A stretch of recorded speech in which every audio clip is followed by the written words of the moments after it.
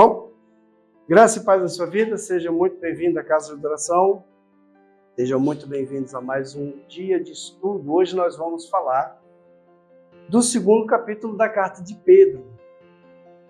Nós estávamos falando a respeito da primeira carta de Pedro. No capítulo 1 nós já falamos um pouco sobre a apresentação da carta, do que se trata o Evangelho segundo a carta de Pedro, falando que ele, para quem ele escreveu, os destinatários da carta, falando a respeito do assunto da obra santificadora de Cristo, do Espírito de Deus, falando a respeito do louvor e da esperança, porque Cristo nos regenerou para uma nova esperança, né? Ele nos deu uma herança que não se pode murchar, não se pode diminuir ou estragar. Nós estamos protegidos por causa da fé, e ele vai falando isso a respeito, ele desenvolve aqui uma boa palavra. Depois ele fala a respeito dessa salvação que os profetas falaram. Nós também falamos a respeito da santidade. O que é a santidade? Viver em vida em santidade é a pessoa se devotar ao próximo, é amar o próximo, não se moldar, né, a natureza desse mundo, não se moldar às coisas que esse mundo pratica, mas viver de uma forma a exaltar o nome de Deus. Ele depois fala a respeito da vida que as pessoas tinham anteriormente à recepção do Evangelho, de como era feita uma vida, né, sem como se diz, sem propósito, uma vida vazia, foi herdada pelos próprios antepassados pagãos deles. Depois ele vai falar a respeito a permanência da palavra em cada um de nós.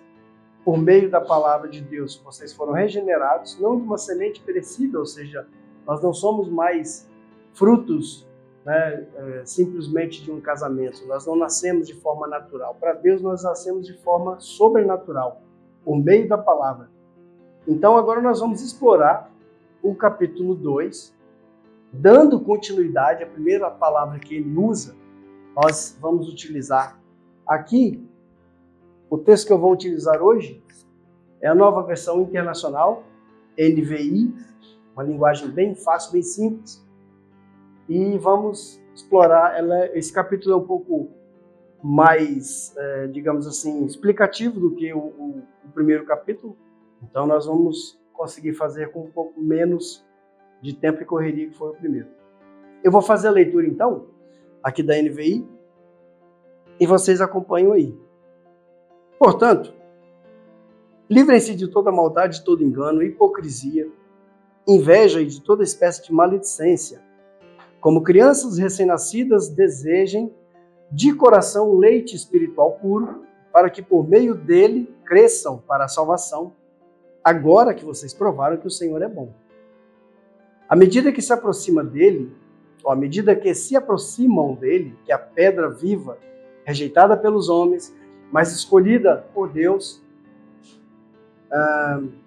preciosa para ele, vocês também estão sendo utilizados como pedras vivas na edificação de uma casa espiritual, para serem sacerdócio santo, oferecendo sacrifícios espirituais aceitáveis a Deus por meio de Jesus Cristo.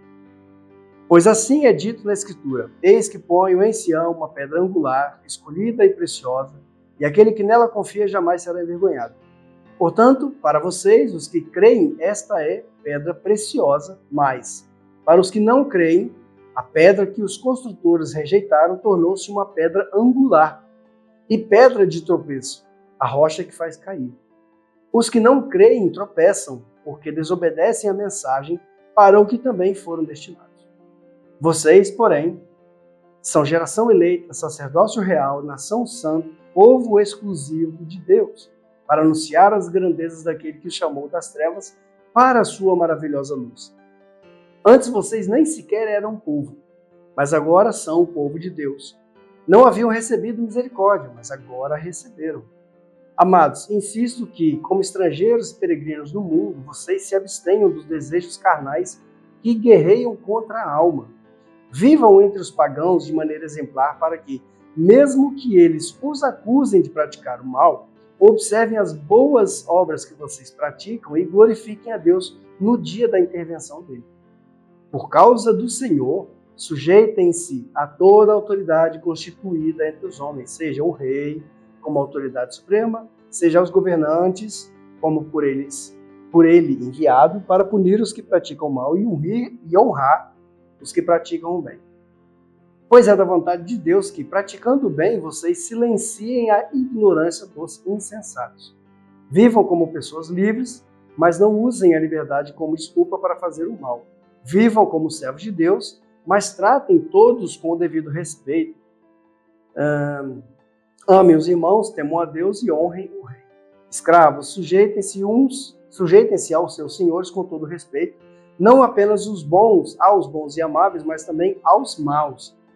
Porque é louvável que, por motivo de sua consciência para com Deus, alguém suporte aflições sofrendo injustamente. Pois que vantagem há em suportar açoites recebidos por terem cometido o mal? Mas se vocês suportam o sofrimento sem terem feito, mas se vocês suportam o sofrimento por terem feito bem, isto é louvável diante de Deus. Para isto vocês foram chamados, pois também Cristo sofreu no lugar de vocês, deixando o exemplo para que sigam os seus passos. Ele não cometeu pecado, nenhum engano foi encontrado na sua boca. Quando insultado, não revidava, quando sofria, não fazia ameaças, mas entregava-se àquele que julga com justiça. Ele mesmo levou no seu corpo os nossos pecados e sobre o madeiro, a fim de que morrêssemos para os pecados e vivêssemos para a justiça, pois por suas feridas vocês foram curados. Pois vocês eram como ovelhas desgarradas, mas agora se converteram ao pastor e bispo de suas almas. É muito bonita essa carta, muito forte. É por isso que no primeiro capítulo nós falamos que existe uma linha de pensamento que acredita que ele copiou muitas das suas teologias do apóstolo Paulo, principalmente da carta de Paulo aos Efésios e também algumas partes da carta aos Romanos, porque a similaridade das ideias é muito grande. A tradição romana diz que os dois ficaram na mesma cela até o dia do martírio, sendo que Paulo foi martirizado, teoricamente, acredita-se, ele foi decapitado por ser cidadão romano, e Pedro, como ele não era romano, ele foi crucificado e pediu para ser crucificado de cabeça para baixo. A tradição romana ensina que isso aconteceu no mesmo dia. Mas não há nenhum relato de que os dois tenham vivido ou pregado juntos na mesma cidade ou mesmo nas mesmas igrejas. O que nós entendemos é que, como o evangelho é um e ele provém do Espírito de Deus, é natural que os apóstolos eles falem a mesma língua. É natural que eles falem da mesma coisa. Então essa epístola, essa carta, ela veio numa época muito difícil, muito laboriosa da igreja na cidade de Roma. Acredita-se que ela poderia ser contemporânea ao imperador Nero, um pouco antes dele atear fogo em Roma e fazer todas as loucuras que ele fazia, né? Então, o que deixa um pouco mais difícil de você entender essa parte que ele fala que devemos honrar o rei. Não é possível, no momento de alta perseguição, a gente conseguir honrar uma autoridade política. Então, nós vamos decorrer aqui um pouco, trecho a trecho, para que você possa entender um pouco do que se trata, algumas das palavras mais cruciais do texto, para a gente poder crescer com essa carta. Nós já vimos que a carta foi escrita a um povo que, muito possivelmente, foi acesso ao Evangelho por causa da visita que eles fizeram à cidade de Jerusalém na época do Pentecostes, né? Algumas cidades ali são citadas em Atos capítulo 2, quando Pedro faz aquela grande pregação depois de receber então o Espírito de Deus. Naquela mesma noite, 3.000 almas foram agregadas ao que era conhecido como a igreja, né? Então você percebe que a palavra de Deus, ela vem trazer para nós um consolo. Primeira coisa que ele fala, portanto o quê? É uma palavra de ligação com o capítulo anterior. Então o capítulo anterior fala a respeito de tudo isso, de se deixar levar pela santidade, santificar-se cada vez mais, da salvação que vem de Deus, porque Ele trouxe para nós uma grande herança, Ele trouxe para nós uma grande bênção, como foi visto no capítulo anterior. E ele começa, portanto, ou seja, por causa disso, uma ligação. Livrem-se de toda maldade, todo engano, hipocrisia, inveja e toda espécie de maledicência. Isso para nós se encaixa no termo de santidade. Porque na vida em comunhão da igreja, nós não podemos ter essa falta de confiança um no outro. Porque nós somos famílias. Os primeiros modelos de igreja que são mencionados aqui, tanto na carta de Atos quanto nas cartas pastorais, são modelos de igreja em casa, a Domus Ecclesia. Ela começa em casa. Ensina pra gente que o nosso ministério começa em casa. Não adianta a gente chegar aqui e falar bonito para vocês e chegar em casa não ter ministério. Chegar em casa não ter amor. Às vezes eu brigo com os meninos, a Lélia até fica assim, calma, você já tá falando alto. Mas não é uma coisa que a gente faz com raiva. No momento a gente briga, fala alto, mas é com amor, a gente educa com amor. Então, o nosso ministério ele começa em casa. Como que começa em casa? A gente tem que se livrar da maldade.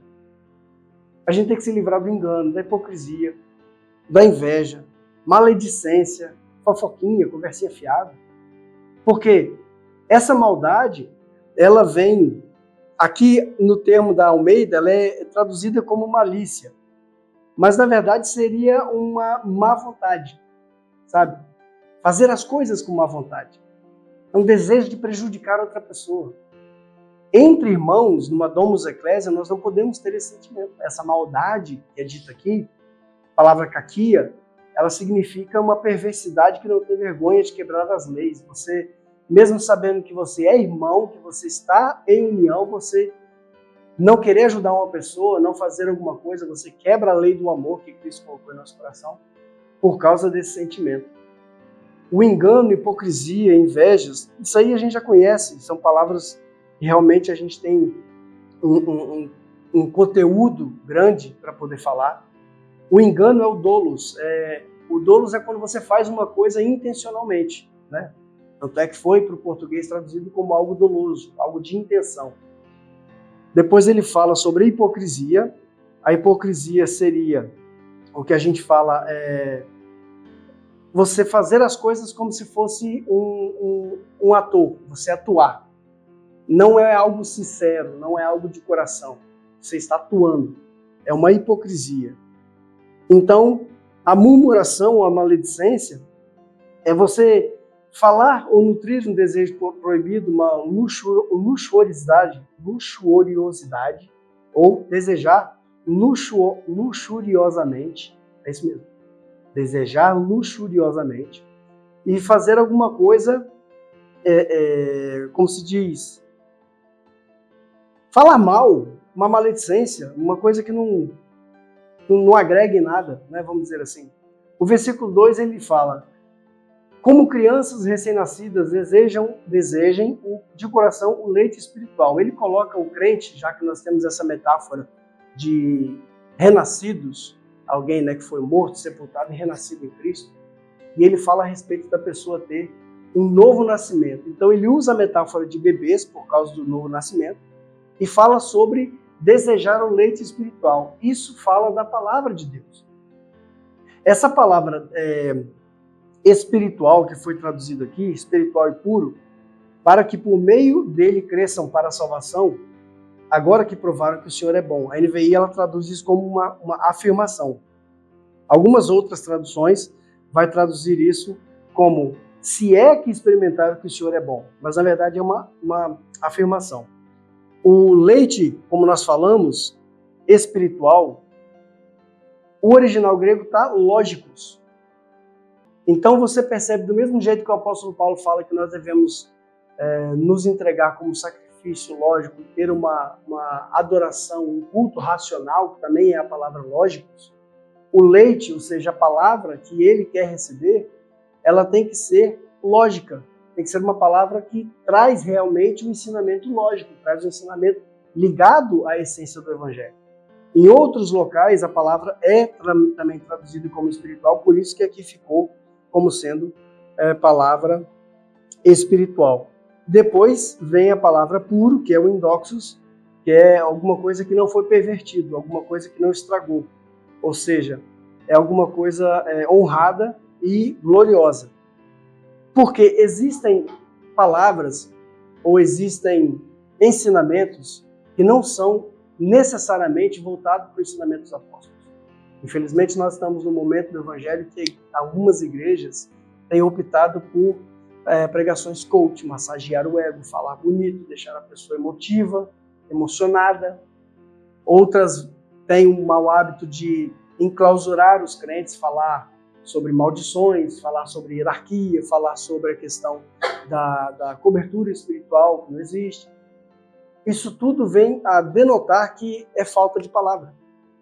Porque quando um bebê ele percebe que está na hora de ter o leitinho dele, de almoçar, e a mãe coloca junto ao peito e começa a alimentar, ele não quer parar de alimentar enquanto ele não está saciado.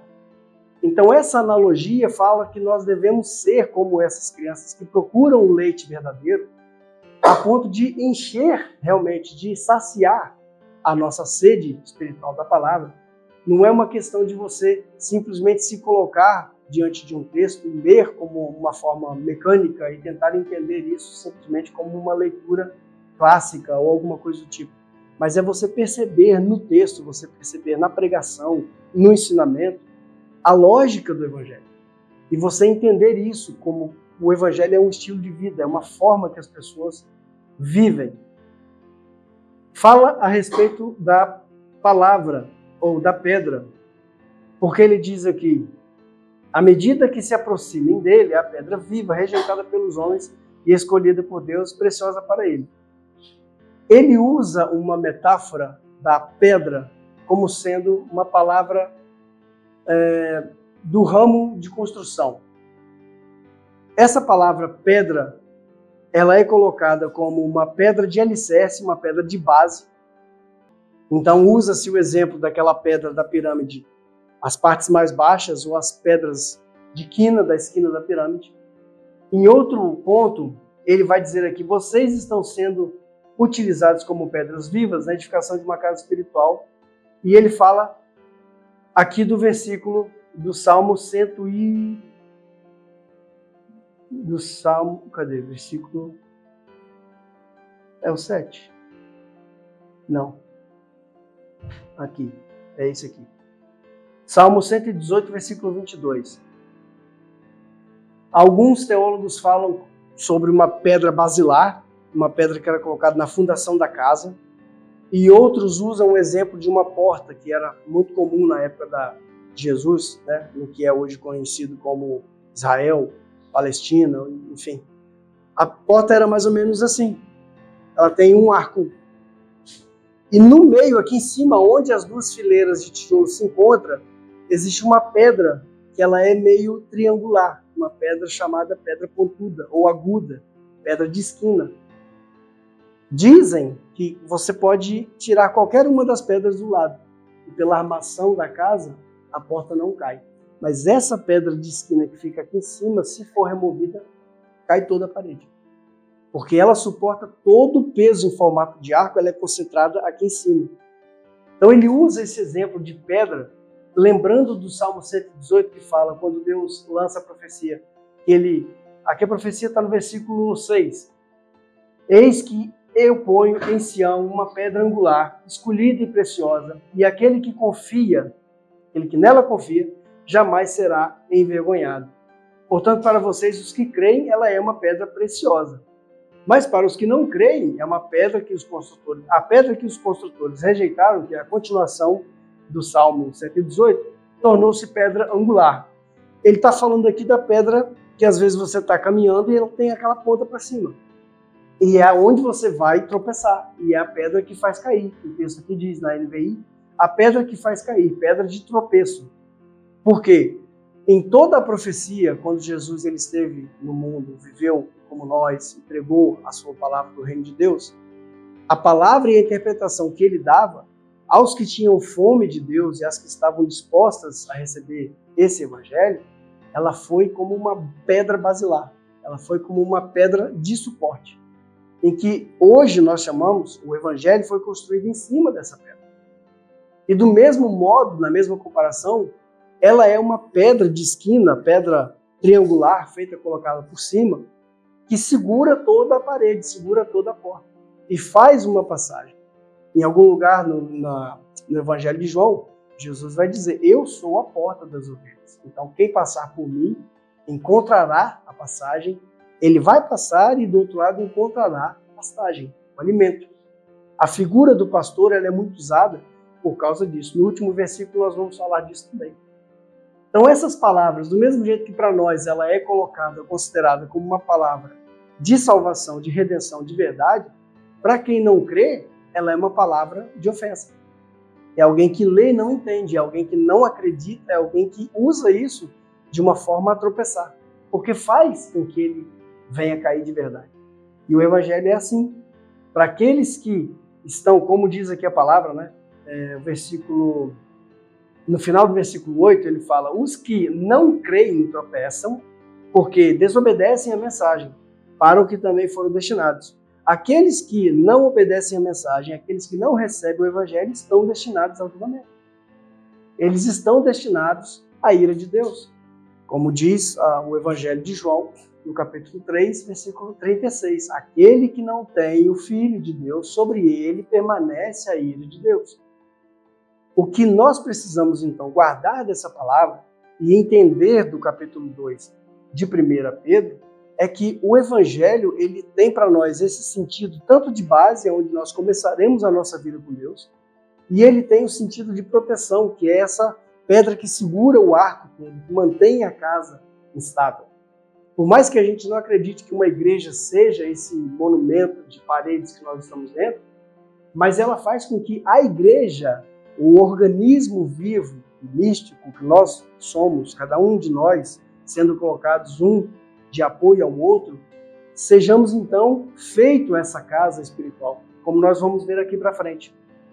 E depois ele fala no versículo 9, vocês, porém, são geração eleita, sacerdócio real, nação santa, povo exclusivo de Deus, para anunciar as grandezas daquele que os chamou das trevas para a sua maravilhosa luz. Ele está falando aqui com pessoas que, naquele momento, nós já falamos no capítulo 1, pode ser uma igreja constituída numa maioria de judeus que creem no Evangelho, mas também tem pessoas ali que têm a sua origem no paganismo, que têm a sua origem nos povos gentios. Então, como é que você chega para eles e diz, olha, vocês que eram pagãos, hoje vocês são uma geração eleita. Vocês são um povo exclusivamente de Deus, porque Deus comprou você baseado no sacrifício de Jesus. Pelo sangue de Cristo nós fomos comprados. Vocês são sacerdócio real. Isso poderia causar um certo tumulto na mente daquelas pessoas, dos judeus, que eles então creem em Cristo para a sua libertação, a sua remissão, e eles voltam-se para o sacerdócio levítico. O sacerdócio levítico ele era constituído somente daquela linhagem da família, da tribo de Levi, e simplesmente dos 3 filhos de Levi, os 3 filhos de Arão, seria o sacerdócio dado à tribo, à família direta de Arão, o irmão de Moisés. E agora, nesse momento, nós vemos aqui que já não é assim. Já não é simplesmente aquele povo, aquela família, aquela cidade, aquele país. Todos nós que cremos no Evangelho, que somos resgatados pelo sangue de Cristo, nós temos agora o direito de ter esse sacerdócio real, uma nação santa. Ele não está dizendo aqui para Israel, ele não está dizendo aqui para o povo tal, o povo tal. Ele está dizendo que cada um de nós que tem sobre nós o sangue de Cristo como sendo selo remidor, nós temos o direito a ser uma nação santa. E santo que ele quer dizer aqui é o trabalho a Deus. Como é que é o trabalho para Deus? Nós não temos um templo para poder oferecer um animalzinho. Nós não temos aqui um templo para poder oferecer sacrifício. A nossa adoração a Deus é uma adoração horizontal. Nós fazemos o serviço de adoração a Deus servindo uns aos outros. Sendo companheiro, sendo amigo, sendo verdadeiro. Como foi dito no primeiro texto, aqui no primeiro versículo, nós temos que despir, tirar como se fossem roupas velhas e sujas, a maldade, a inveja, a hipocrisia, o que nós falamos no primeiro versículo. E sendo assim, nós vivemos de forma santa e agradável a Deus, sendo um povo exclusivo de Deus. Para quê? Simplesmente para a gente ter um selinho de eleito e viver aqui como se a gente fosse melhor que o outro? A palavra fala que o nosso trabalho é anunciar as grandezas daquele que chamou das trevas para a sua maravilhosa luz. Então essa luz de Deus, eu estava falando com o Miguel a respeito disso, não é uma luz visível, não é essa luz ou a luz do sol. É uma luz que não é luz, é uma luz que não brilha, porque é uma luz de Deus, ela é excelsa, ela é infinita, ela é uma luz verdadeira. E tirou-nos das trevas significa a nossa cegueira espiritual que a gente vivia, de forma a obedecer certos ritos, certos sacrifícios vazios, e agora nós temos a nossa vida em direção completa a Deus, sendo sacerdócio real, sendo nação santa e sendo um povo adquirido, exclusivo de Deus. No versículo 10 ele fala: antes vocês nem sequer eram um povo, mas agora são um povo de Deus. Não haviam recebido misericórdia, mas agora receberam. Então você percebe que naquela população toda que tinha a sua origem muitas vezes em outros povos, mas alguns judeus, e na sua outra parte, o povo que tinha origem no mundo pagão, ele joga então essa palavra: vocês nem sequer eram um povo.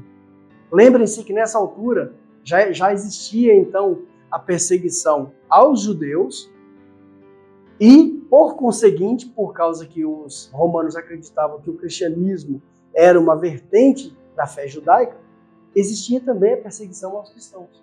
Eles não faziam diferenciação. Então, nós nem mesmo tínhamos o direito de ser chamados de povo. E agora nós somos povo de Deus, porque nós somos comprados. E, além de povos de Deus, nós temos o direito de ser chamados filhos de Deus. O versículo 11, ele diz: amados, insisto em que, como estrangeiros e peregrinos no mundo, vocês se abstenham dos desejos carnais que guerreiam contra a alma. Vivam entre os pagãos de maneira exemplar, para que, mesmo que eles os acusem de praticar o mal, observem as suas obras, boas obras que vocês praticam, e se glorifiquem a Deus no dia da intervenção. Ele diz que nós temos essa possibilidade de viver, então, como sendo peregrinos no mundo, como sendo estrangeiros no mundo. Mesmo que a gente tenha casa e que resida aqui, mesmo que sejamos nacionais de um país, mas nós somos peregrinos para esse mundo, porque o nosso lar não é aqui. E como é que a gente faz isso? Tirando um pouco da palavra do que está em Romanos capítulo 12, não se conformem ao mundo, não vivem na forma do mundo, não tomem a forma do mundo, não façam o que eles fazem, não pratiquem as práticas deles. Então ele diz: abstenham-se dos desejos carnais que guerreiam contra a alma. Essa época era uma época muito, muito tendenciosa, porque as pessoas tinham um vislumbre de muitas filosofias daquele povo dos helênicos, os gregos, e muitas dessas filosofias diziam que a vida é rápida e finita, você tem que aproveitar tudo que tiver no seu olho, tudo que você conseguir alcançar. Existiam alguns ditados na época da Grécia Antiga que dizia: um homem só é homem de verdade quando ele aproveita tudo. Então, para eles, a prática de certas coisas era algo que seria obrigatória. E Pedro diz que não, eles têm que se abster desses desejos. Desejos que guerreiam contra a alma. E ele diz assim: vocês têm que viver entre os pagãos de uma forma exemplar. Existiam certos rumores e certas fofocas que falavam no meio onde haviam os cristãos, porque os cristãos, na sua maioria, não iam à guerra para defender o país. Na sua maioria, eles não tinham direito a voto, eles não tinham direito civil, eles não tinham prática das festas ou da fé em comum que eles tinham, uma fé pagã. Então, muitas vezes, eles formavam aqueles grupinhos, aqueles lugares ali: olha, aqueles ali são cristãos, eles não fazem isso, eles não vão nas festas, eles não cultuam os deuses, e eles vivem de forma diferente. Costumou, então, fazer certos mexericos, certas fofocas, dizendo que os cristãos eles eram canibais, porque toda a ceia era citado o texto em que Cristo fala: este é o meu corpo, este é o meu sangue, comam todos. Então eles começaram a criar essa ideia, essas fofocas, dizendo que os cristãos eles eram canibais. E nas suas festas, nos seus rituais, lembrem-se que nessa época a divisão entre judaísmo e cristianismo era uma linha muito fina, era muito tênue a separação.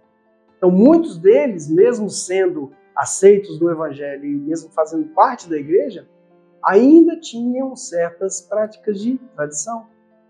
E tinha a festa dos pães ázimos, por exemplo, na Páscoa, em que eles faziam aquelas tradições do pão sem fermento e comiam do cabrito. Era muito comum ter algumas fofocas dizendo que eles matavam crianças para poder comer a carne das crianças no dia da Páscoa. Então, quando Pedro diz que eles têm que viver de maneira exemplar, mesmo que eles os acusem de praticar o mal, eles observem as suas boas obras e louvem a Deus, ele está falando aqui, vai chegar um dia que eles verão as boas obras e a diferença entre o que eles dizem que vocês fazem e o que vocês realmente fazem. A palavra que é usada aqui como dia da intervenção, na NVI, na Almeida Revista Atualizada, ela é dita como o dia da... Dia da visitação, no versículo 12. A palavra aqui é episcope. É da mesma raiz grega da palavra episkopos, de onde vem o nosso bispo. Por isso que eu insisto, muitas pessoas acreditam que bispo e pastor são nomes de cargos. Não são nomes de cargos, são práticas. Então o bispo ele é considerado como alguém que tem uma certa fiscalização. Ele era um coordenador. Imagina aqui que nós temos 15 igrejas espalhadas em Portugal. Então, dentre essas igrejas é eleito um dos pastores que ele vai visitar essas igrejas para fazer uma fiscalização.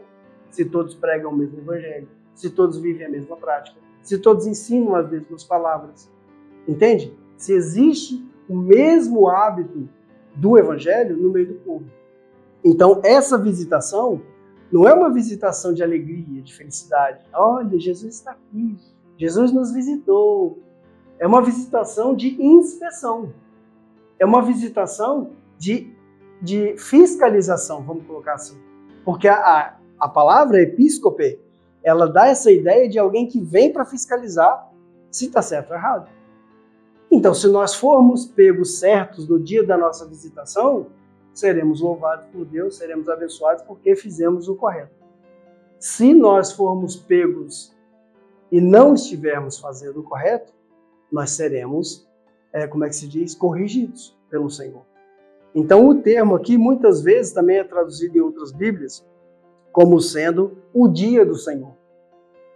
Os profetas antigos e pessoas do Velho Testamento costumavam usar o termo o dia da vingança do nosso Deus. Porque ele entra diretamente nessa questão de fiscalizar aquilo que está sendo realizado. E ele fala, eles glorifiquem no dia da intervenção, da visitação. Vai ter um dia que nós seremos todos colocados diante de Deus. A igreja, ela terá então o julgamento das obras que nós acreditamos, que nós receberemos o galardão, as recompensas, por tudo aquilo que nós podemos fazer. Aqueles que não aceitaram o evangelho, que viveram dessa forma até o fim, eles sim serão julgados de acordo com a justiça de Deus, e é um mérito completamente divino. A gente não pode olhar para alguém e falar, você vai para o inferno e você vai para o céu. É Deus que sabe disso. Porque quem julga é o justo juiz. E ele julga de acordo com a sua justiça. Então ele fala assim, naquele momento, eles vão ser obrigados a admitir que vocês praticaram boas obras. Porque eles verão o julgamento de Deus a respeito da vida de vocês. E vocês receberão o galardão. No versículo 13 ele fala, por causa do Senhor, e eu vou usar bem esse termo para a gente poder entrar nesse texto. Por causa do Senhor, sujeitem-se a toda a autoridade constituída entre os homens, seja o rei, ou seja os governantes, ou seja a justiça. Então nós vemos aqui uma certa coadunação de ideia, uma concordância no que a gente fala, que ele e Paulo têm a mesma instrução. Paulo, quando escreve a carta, se eu não me engano também aos Romanos, ele vai dizer que nós precisamos nos submeter às autoridades. Lembrando que nesse momento eles estão vivendo de acordo com a maioria dos estudiosos, já próximo do martírio de Paulo e Pedro. Então já era o imperador Nero que estava lá. E ele tinha uma obsessão muito grande para matar cristãos. e ele utilizava das suas armas. Ou eles incendiavam os cristãos para servir de lanterna no circo romano, no Jardim de Nero, ou eles colocavam nas suas mais variadas formas de tortura que a gente consegue entender, consegue visualizar em Roma. Então, como que a gente entende essa palavra? Como é que a gente se submete à autoridade? Nós vivemos num país que libera o aborto. Nós vamos praticar o aborto? Ah, mas é liberado, está na lei. Existe essa lei, mas nós não vamos nos submeter a essa lei. Em um determinado ponto, quando Pedro e João fazem a cura do homem da Porta Formosa, eles são inquiridos pelo Sinédrio, pelos homens do círculo jurídico romano. Círculo jurídico Sanhedrin, Sinédrio, que é os juízes dos judeus. E então eles dizem que vocês têm que parar de pregar esse tal evangelho, vocês têm que parar de ensinar esse tal Jesus. E Pedro, dominado pelo Espírito de Deus, ele fala: vejam vocês se não é muito melhor nós seguirmos obedecendo a Deus do que a vocês. Será que não é justo nós obedecermos a Deus do que aos homens? Então, nesse contexto, nós seguimos obedecendo a Deus. Nós sabemos que a lei permite o aborto, nós não vamos utilizar o aborto. Nós sabemos que a lei permite a maconha, a gente não vai fumar maconha. Porque isso não provém de nós. Nós vivemos em um outro mundo. A nossa bolha tem uma outra dimensão. Então, nos colocar de acordo com a autoridade do país onde a gente vive, se trata a respeito de leis civis, de acordo com todos, que não vai ferir o evangelho. Tudo aquilo que é colocado de uma forma para o governo, para a sociedade civil, nós temos então essa liberdade de seguir dessa forma, desde que não vá contra o evangelho. Então depois ele fala aqui no versículo 16: vivam como pessoas livres, mas não usem a liberdade como desculpa para fazer o mal. Vivam como servos de Deus. Tratem todos com o devido respeito. Amem os irmãos, temam a Deus e honrem ao rei. Então, mais uma vez, ele fala a respeito de honrar o rei. E agora ele coloca em último lugar, porque fala sobre o amor aos irmãos e depois fala do temor a Deus. A nossa plaquinha, ela tem o nome de MILD, é a sigla Ministério Livres pela Graça. Isso não significa que nós vivemos de maneira libertina, isso não significa que vivemos de qualquer maneira. A nossa liberdade não é libertinagem. Nós não temos o direito de se desfazer da palavra de Deus e usar o termo de liberdade para poder viver de qualquer forma. Então depois ele fala: escravos, sujeitem-se aos seus senhores com todo respeito, não apenas aos bons e amáveis, mas também aos maus. Percebe que nem Paulo, nem Pedro, nem nenhum outro escrito, ele vai abolir diretamente a escravidão.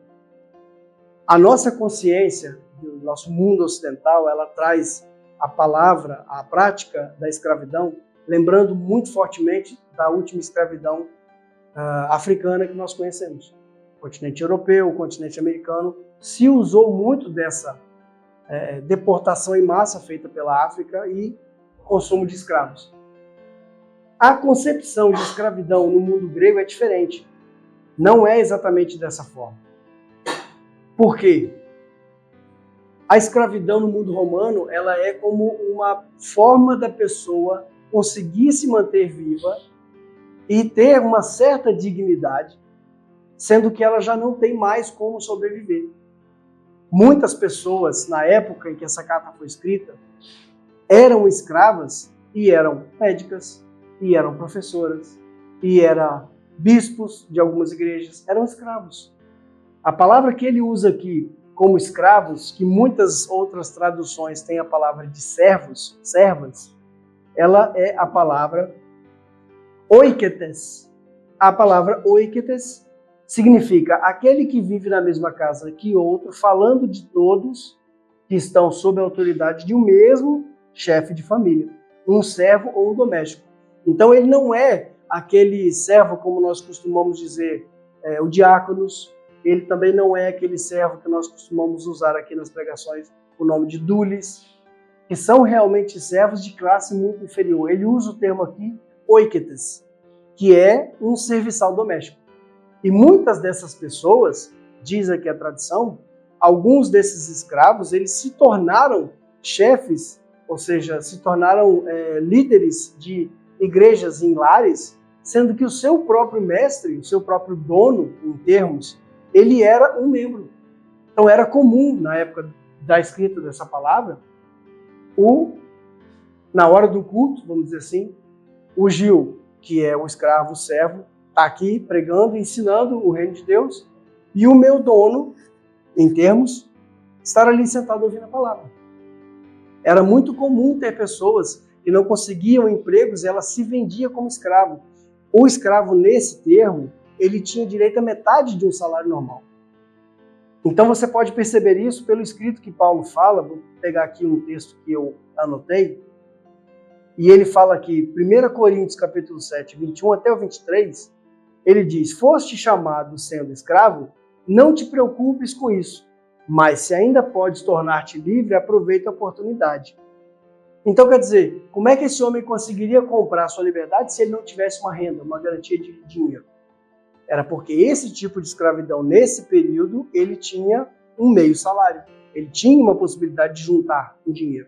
Existe essa diferença da escravidão que nós conhecemos, a última escravidão africana, que foi muito, muito massacrante para o povo, nós sabemos disso, em oposição, em diferença a esse tipo de escravidão que existiu na Grécia, por exemplo. Depois ele fala a respeito, porque foi chamado no Senhor, sendo escravo, é liberto no Senhor. Semelhantemente, o que foi chamado sendo livre é escravo de Cristo. E por preço fosse comprados, não vos torneis escravos dos homens. Assim Paulo fala na primeira carta aos Coríntios.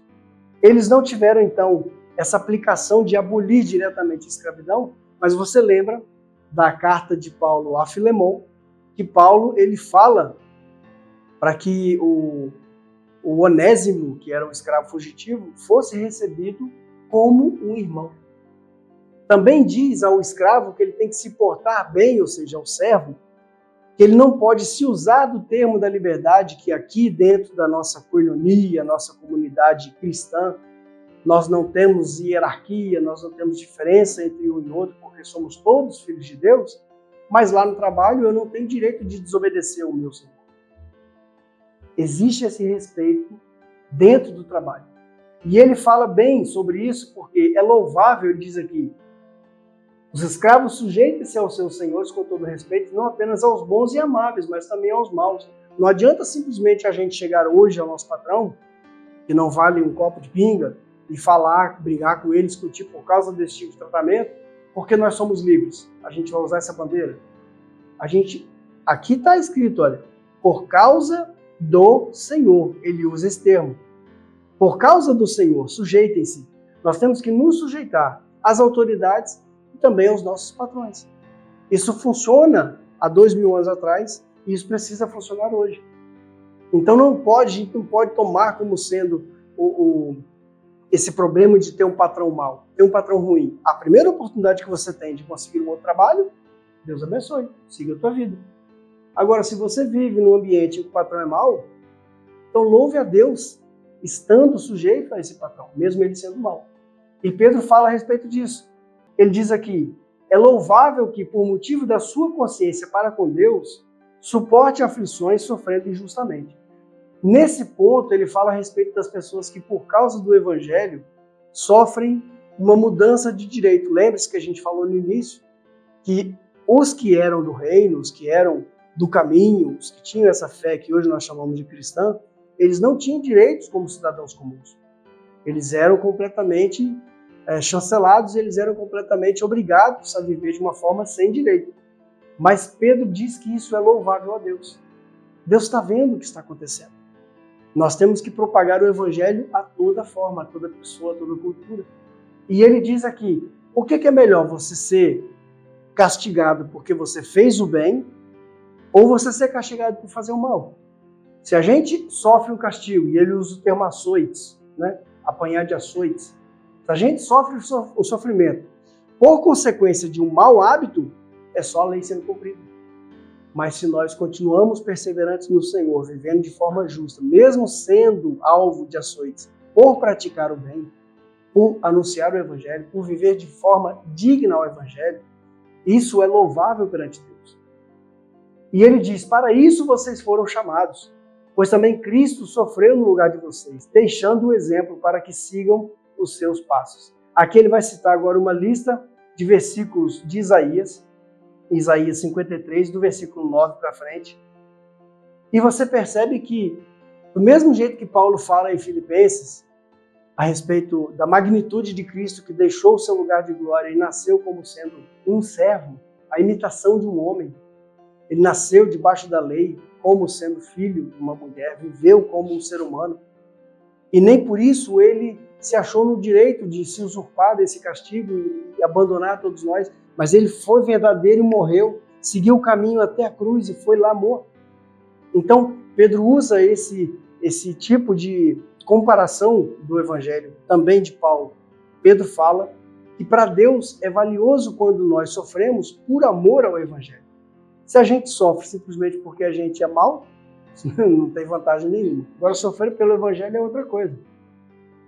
E aí ele fala aqui do versículo 23, falando de Jesus, quando insultado, não revidava, quando sofria, não fazia ameaça, mas entregava-se àquele que julga com justiça.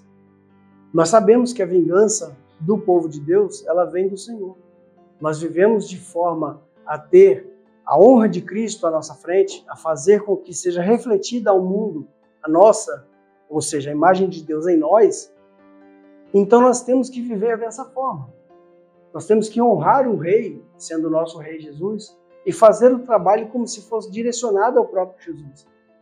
O apóstolo Paulo fala que o vosso trabalho não é vão no Senhor. Qualquer coisa que nós fazemos por amor ao Evangelho não é mal, porque nós não trabalhamos para nós mesmos, trabalhamos para o Evangelho. E depois ele diz aqui no versículo 24, falando ainda de Jesus, ele levou no seu corpo os nossos pecados sobre o madeiro, falando ainda de Isaías 53, para que morrêssemos para os pecados e vivêssemos para a justiça. Por suas feridas vocês foram curados. E depois ele finaliza no versículo 25, dizendo, pois vocês eram como ovelhas desgarradas, mas agora se converteram ao pastor e bispo de suas almas. O texto ele é simples e ele é singelo, mas ele tem uma força muito grande. Quando nós falamos, eu até deixei para trás aqui um texto que eu anotei, como é que a gente consegue se colocar debaixo de autoridade de algum imperador, sendo que ele é mau? Só para vocês terem uma ideia, o próprio Deus, ele chama Nabucodonosor de meu servo. Então tudo o que aconteceu debaixo da mão de Nabucodonosor ao povo da Mesopotâmia foi por orientação e ordem de Deus. Jeremias 27:6. Ele diz, agora sou eu mesmo que entrego todas as nações nas mãos do meu servo Nabucodonosor, rei da Babilônia. E diz aqui, sujeitei a ele até mesmo os animais selvagens. Depois, em Isaías 45, ele fala do Ciro, uma profecia anos e anos antes do Ciro nascer. Assim diz o Senhor ao seu ungido, a Ciro, a quem tomo pela mão direita, para submeter as nações diante dele.